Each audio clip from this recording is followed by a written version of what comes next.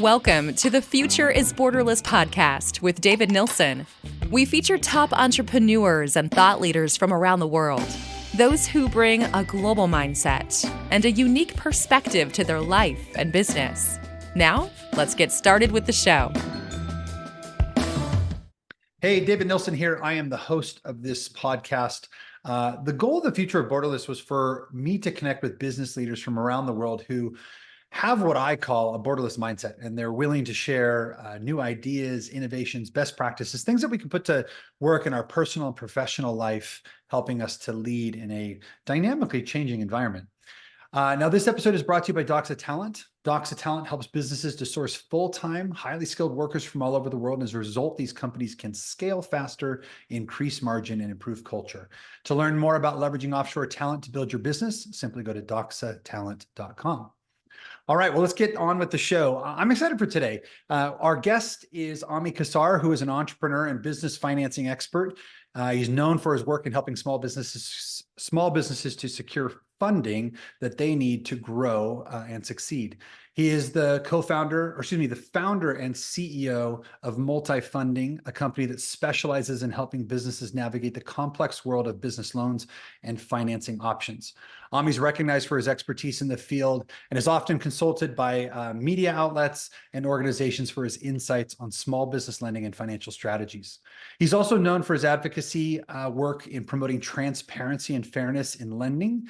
And I'll just also note that Ami is a speaker and an author who contributes to various publications and shares his knowledge on both business financing and growth strategies.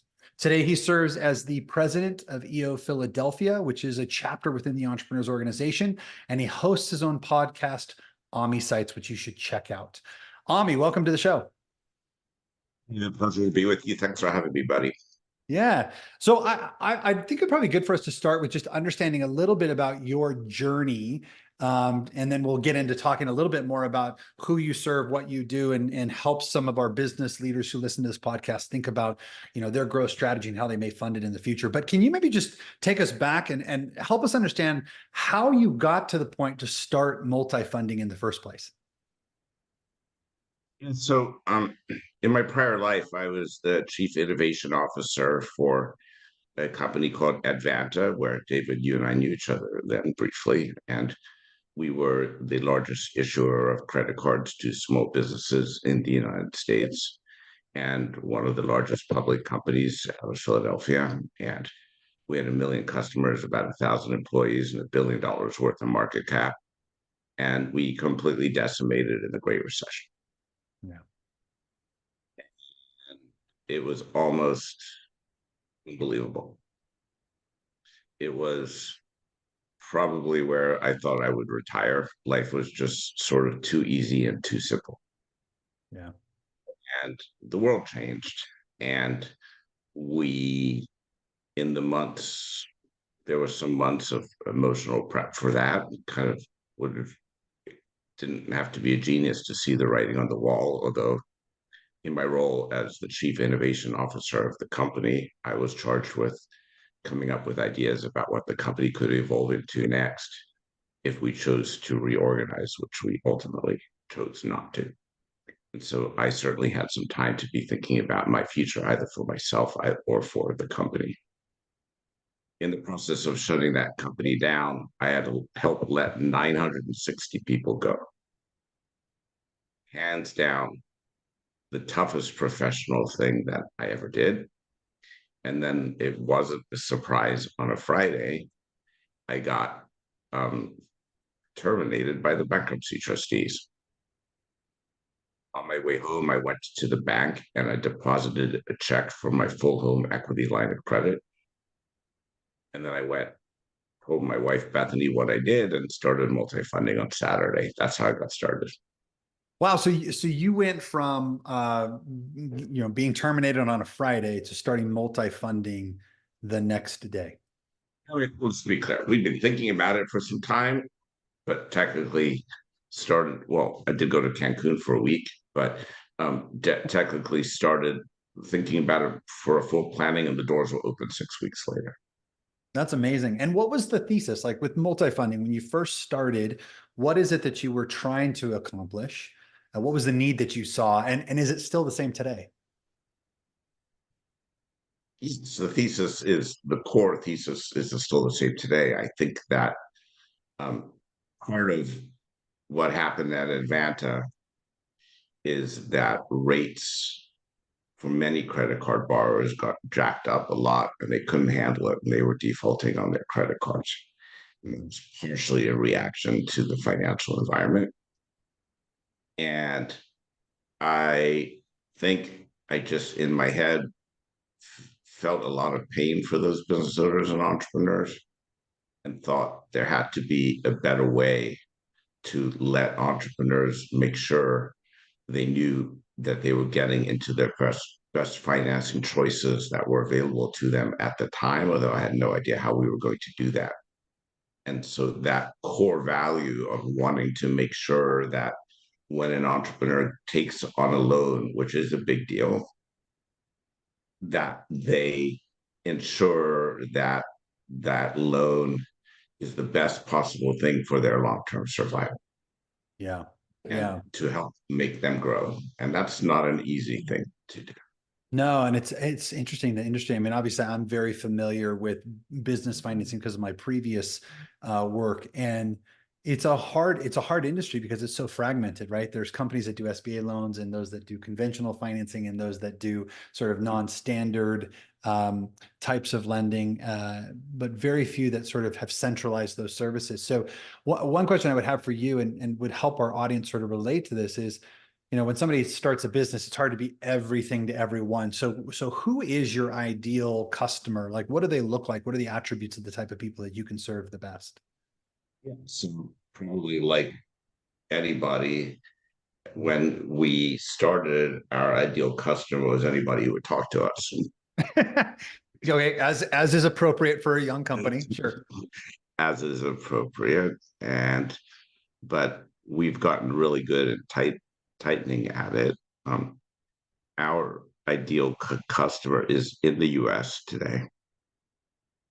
Is a company run by entrepreneurs and owned by entrepreneurs. So if the private equity guys have gotten in, we're usually out. Got it. Okay. So really, we are helping entrepreneurs or owned by individuals with their financing programs and choices that are available to them. And we're not, and that's really for owner operated businesses. So if someone's building a portfolio of investment properties, as an example, that's not learn to say in our lane, like what's in our lane, what's not in our lane. Yeah. Or what's in our strike zone. So when we started, everything was in our strike zone.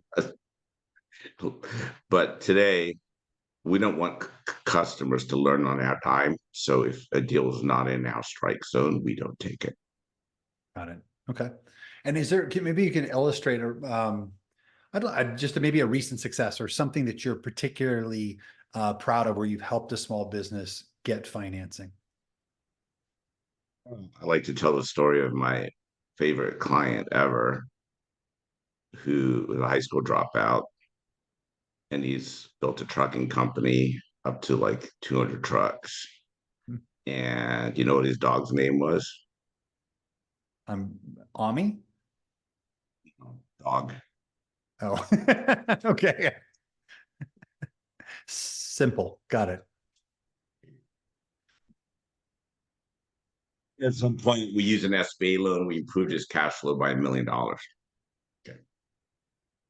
Because we restructured all his debt and improved his cash flow. By nearly $100,000 a month. Yeah. Now, that's been harder and harder to do the last 2 to 3 years because interest rates are up. And the government gave out economic injury disaster loans like they were candy. Yeah. Okay. We have been doing a lot in the last 12 or 18 months of business acquisition work, predominantly using the SBA loan. So again, that's one of the ironies of business when we have when we have a so when I started, I would tend to stay away for years and years from any business acquisition deal. I said, two lawyers, two personalities, who can screw this deal up, we're out. If it's a business acquisition deal, we're not touching it. Yeah. Now that's about 75% of what we did this year. Wow. What changed? How did you make the reversal? We had to. So if in the economic injury disaster loans, which were 30-year money at 3.75%, which the government literally handed out without any proof of economic injury, and people's balance sheets, half the people I know, just their balance sheets got loaded up with cash, or they refinanced or their debt, and we couldn't compete with it. Yeah. Right. And so I was like, if we don't pivot here, we're going to be dead. And so we had to go out and dig into, and now we've come really good at it. So, but it's definitely in any financial services business, as David, I know you have one, you have to evolve and pivot at different stages, because if you don't move or adjust with the economy, you die, and trees don't grow to the sky forever.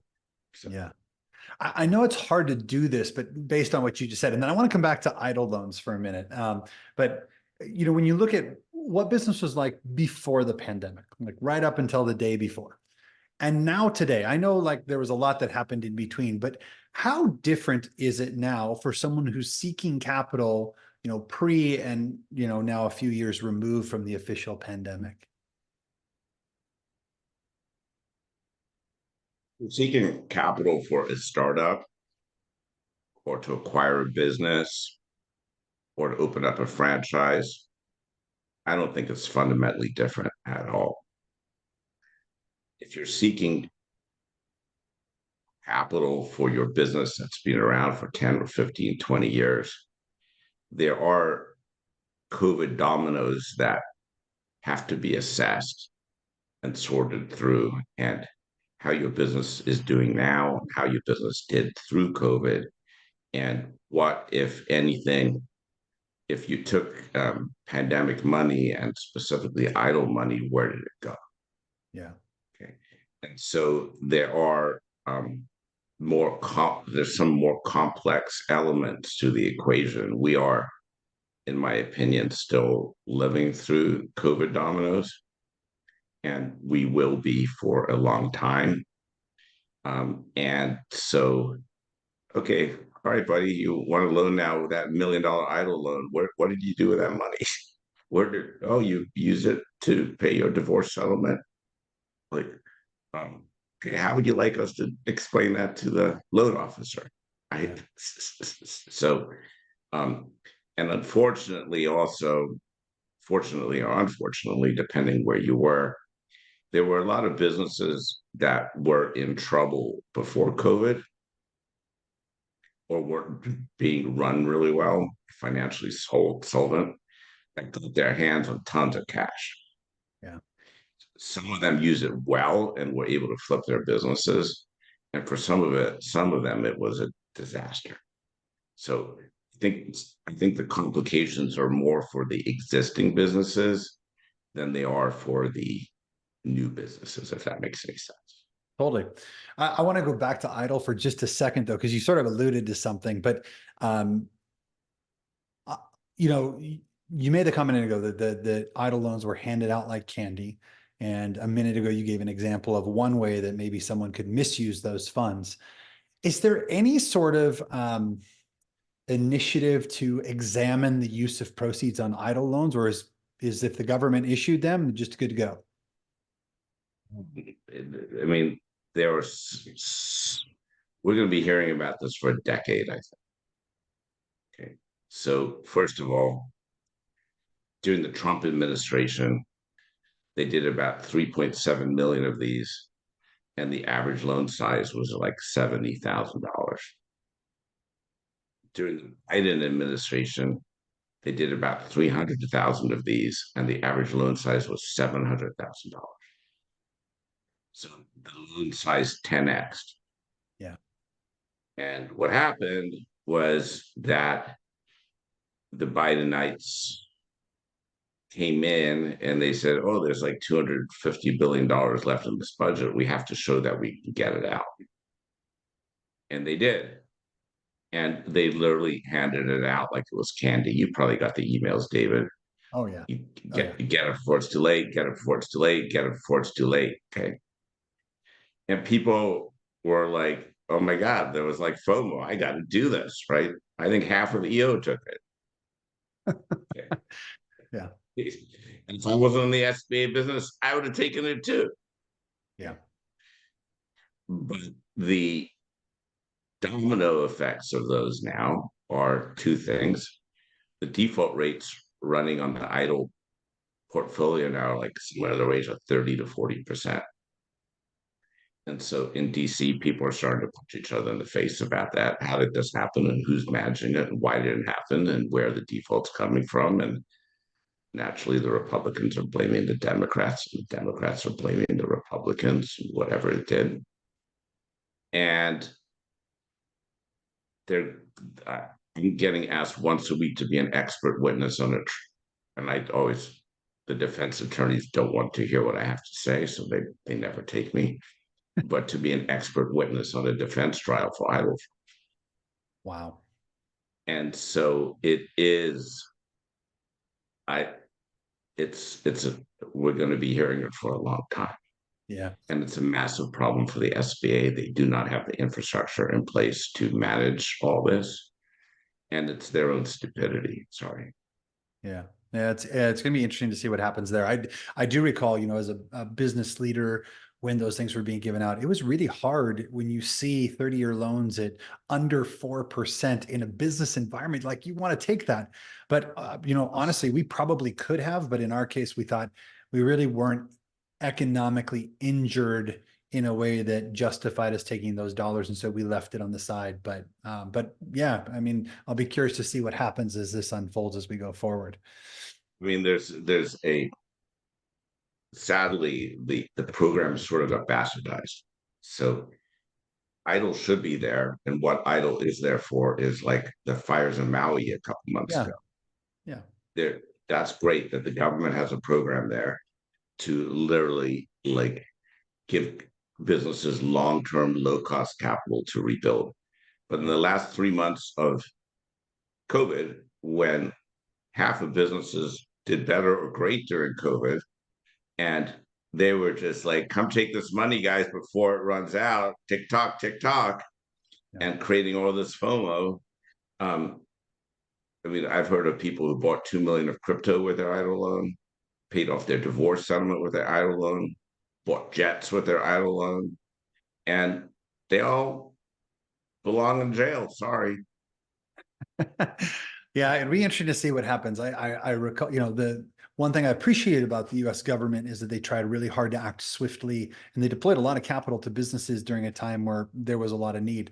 The challenge, though, is that anytime you're, between the PPP, the ERC, and idle loans, and all the stimulus that was available, it's, no question, abuse will be rampant.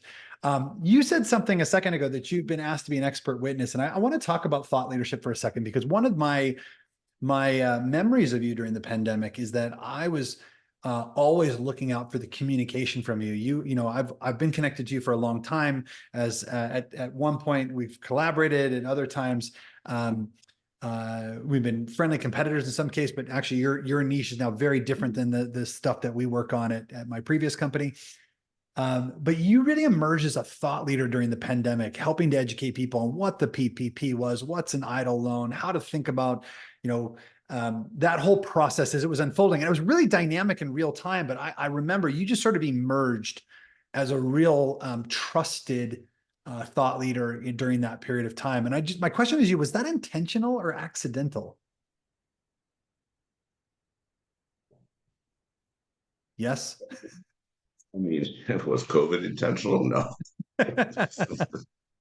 I think it was more, David, like pre-COVID, we're now 16 people. We were 6 people. Okay. And had a pretty small business. and COVID hit and PPP hit, and our phone started ringing off the hook because suddenly everyone and their dog and their mother and their neighbor and their aunt who I'd talked to over the last few years wanted our expertise on PPP. And I pretty quickly figured out that there was a war going on against COVID, that I couldn't be in the hospitals helping because that wouldn't go well. Yeah.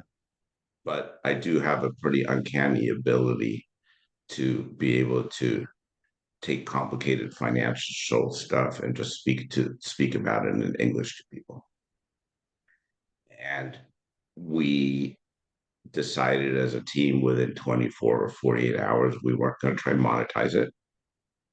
We were just there, our values, we were just there to try help the entrepreneurial community. Yeah. And I don't really know how it happened.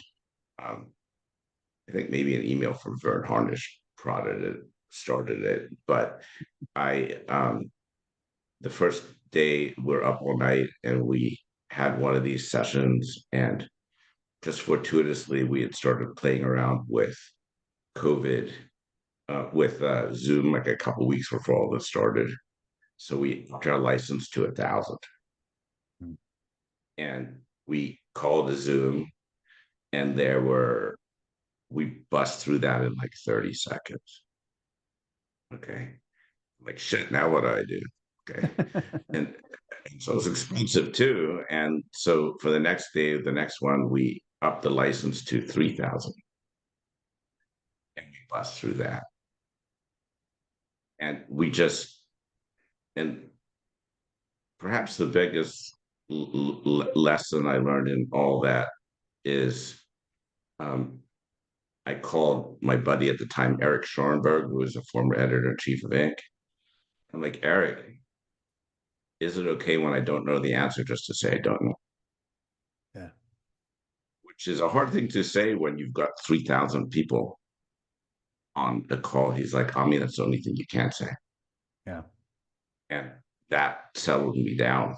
And we just went about doing our thing. Now, it landed up having a great lift for our company, brand recognition and reputation and stuff like that. And we did land up monetizing some of the work because we did broker out the Main Street lending program loans and figured those out. Mm-hmm. But we did not try to monetize PPP at all. And I think that was totally the right thing to do. I was going to say, it's funny. I was thinking that it really felt like a public service. I remember on one of the calls, because I was one of those people that was watching you and showing up on the webinars and trying to learn in between. It was a really helpful service, but that's what it felt like. I remember one you showed up on and you said, guys, they released it last night. I've been up all night reading this. I'm going to do my best to summarize. And you were like so authentic about it. And I loved the fact that you were just like, look, I'm going to do my best here. Just bear with me. And it was so raw and uncensored. I loved it. It was great. So, I mean, that's really what it was all about. And it was, I think at the end of the day, we had like 40,000, I don't know if unique people, but we had like 40,000 people in those things. yeah. And it was all good. It was like the right thing to do. It was who we are. It was our values. I was honored to be able to do it. And I wouldn't have really done it any other way. Yeah. Well, like I said, it felt that way from the other end, and I appreciated the service you provided to so many people. Speaking of that, like, look, as a business owner, entrepreneur, we all struggle with this sort of imposter syndrome. I'm curious when on your journey did you start to identify as a successful entrepreneur?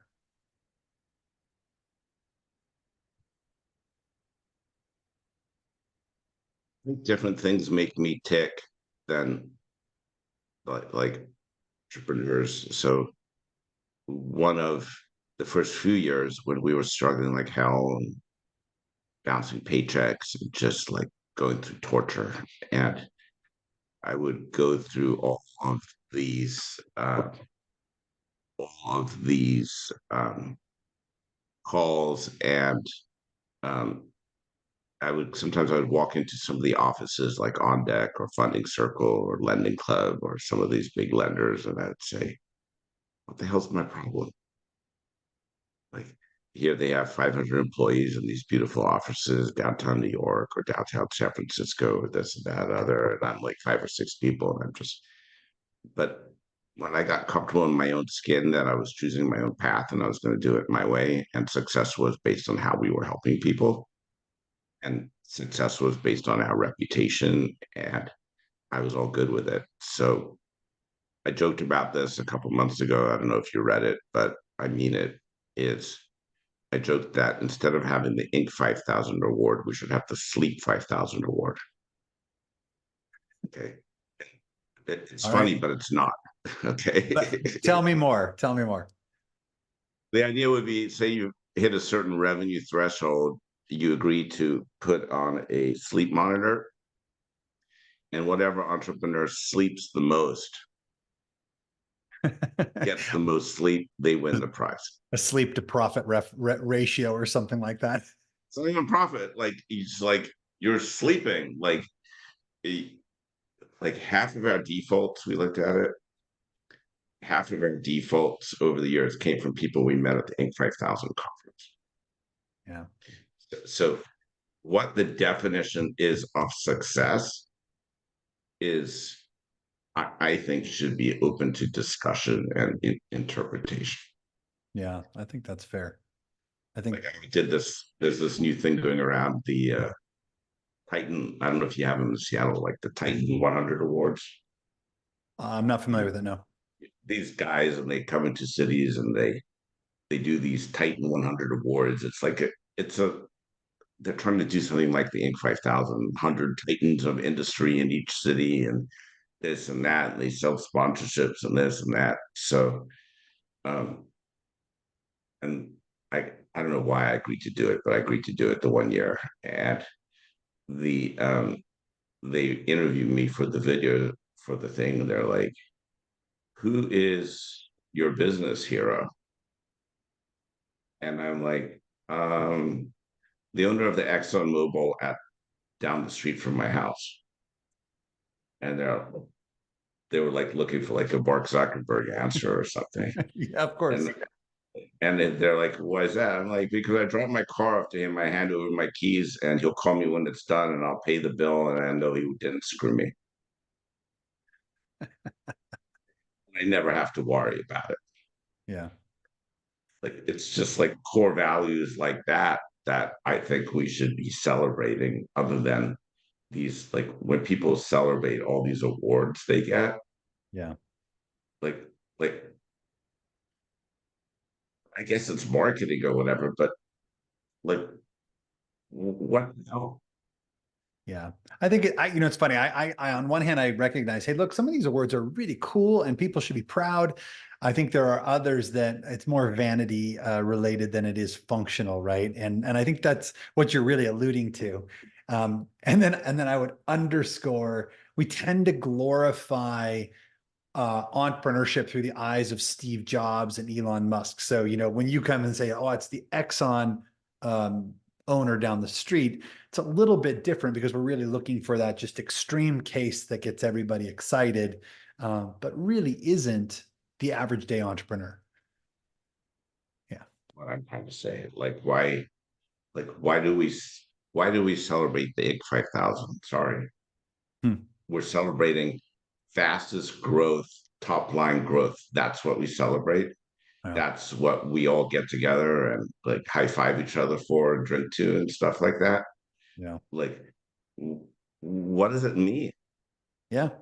Which is actually a really great, like, this is a whole other topic for maybe another day, but the motivation between for entrepreneurs is so dramatically different. So that is another thing to think about, because I think, there's those that want to build to sell, build to hold, build to pass on to family. There's all those things do matter, but I do want to talk about not just the good stuff, but the bad stuff. I'm a big fan of talking about both the agony and the ecstasy, and in this particular case, I want to just focus on the tough stuff. So, maybe you could share a particularly tough time in your journey, and sort of how it impacted you and what you did to sort of resolve whatever that situation was. I think that just talking about different types of entrepreneurs and stuff. Now I know you're onto your building your next big company. You never want to start another company. One and done. Some people are serial entrepreneurs and they love the start game. They love that process of the build and of this, that, the other. Like those first few years of fighting through cash flow and fighting through those struggles and not knowing if you're going to make it next week or the week after or this or whatever, and being too proud to ask for help and stuff like that.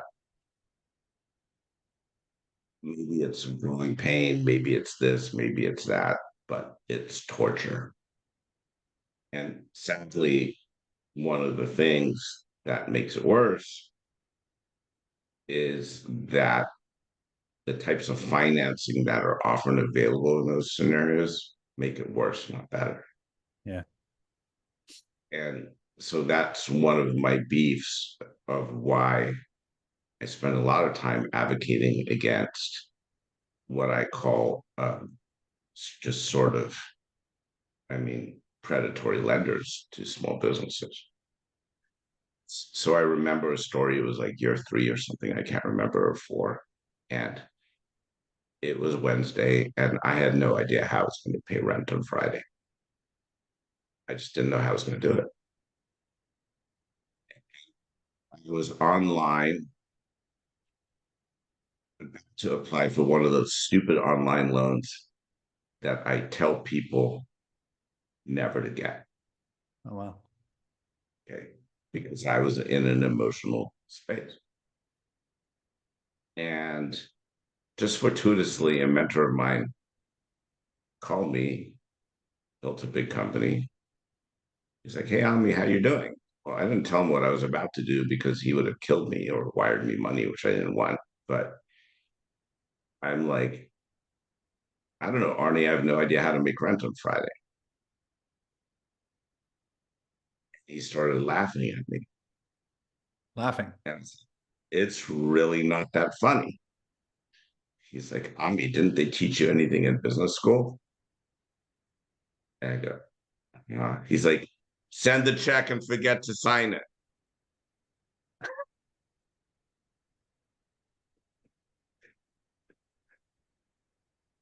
That's freaking genius. He says, and when your check comes back next week, and if you still don't have if you have the money, give it to them. And if you don't, send the check and forget to stamp it. This guy, I did it. I sent the check. I forget to sign it. They came the next week. I said, I'm so sorry. I had the money in the account. I gave them the rent, and it was all good. That random phone call saved me going into an 80% APR loan. Wow. That would have probably created all kinds of domino effects and further stress for me. And that's one of the reasons I'm so, among others, but I'm so into mentorship as part of, I think, our responsibility to mentor other entrepreneurs. Yeah. Yeah. Well, I missed that course, by the way, but I'm glad it all worked out, and I certainly am glad you didn't take on that loan. We're getting close to the end of our time, but I want to talk about getting lending support. So, in full disclosure to everyone here, although we don't have a commercial relationship, I've referred a lot of business to Ami in the past because he is best in class in working with existing businesses, whether acquisition, recapitalization, you name it. If somebody is sitting there as an entrepreneur thinking, I've got this great idea and I want to fund that as a growth strategy, or I need to recapitalize the business, or even I've got this business I want to acquire. Walk me through like the 3 or 4 things that they need to do or need to have sort of in order to be really seriously considered by you or any other sort of funding source. It's interesting, David, because what we want to do is just talk to them and have a conversation first. Like, don't fill out a form, just talk to us so we can hear and we can ask you some like questions and challenging questions and stuff like that. But in the root of the day, one of the fundamental issues is that entrepreneurs don't. It was 2 weeks ago or 3 weeks ago. I got at least one of these two people, but I won't say their names. Thank you. And um, he was going through a high growth period, and he was going to need some cash. But you asked him what his hole was, 500,000, 1 million, $3 million, or whatever it was. He had no idea. Okay.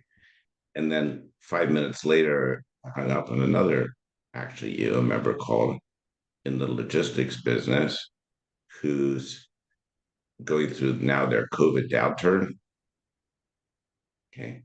And has to move a location next year, and they're going to need cash through a downturn. Yeah. Okay.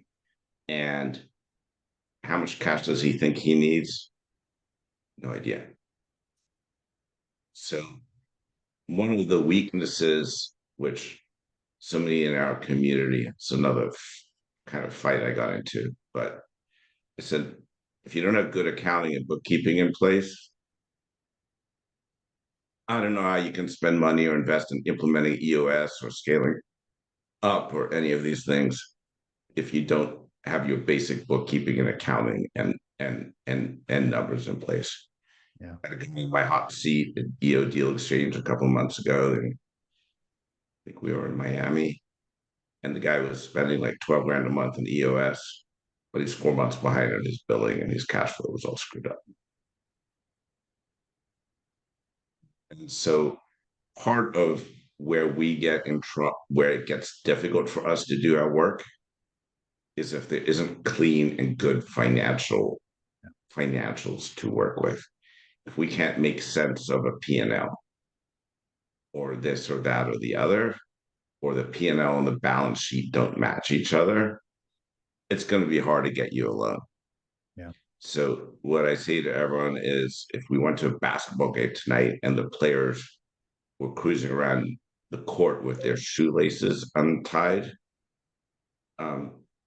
you'd all be freaking out. Yeah. That's how I feel when we meet entrepreneurs or business owners who don't have a clear handle on their finances. Yeah. I love two things I want to just underscore. First is just the invitation to just have a conversation. I think that's really important because there's so much red tape in getting, inside of a bank. And so just having somebody that's willing to hear the story, understand the opportunity, and then guide them in that process, really important. But, for some people that are listening, they might say, well, of course, have your finances in order. But the reality is, and why things like the Inc. 500 list exist is because we often celebrate things that don't drive as much value as others. And having clean financials, while it seems like a no-brainer, I've certainly seen it, as have you, that a lot of businesses underinvest in those areas, which are really important when it comes to things like getting loans. So, all right. Hey, Ami, I always like to end with one last question, which is, I've always found that entrepreneurs, business leaders tend to be lifelong learners. And I'm just curious, here we are in 2023, moving into 2024. What's something that you're interested or you're trying to learn about or improve about yourself or want to stretch yourself in the coming year? Well, I'm going through it right now. I hired you could probably tell me this was silly, but I thought she had to be right under my nose, a chief of staff 2 weeks ago.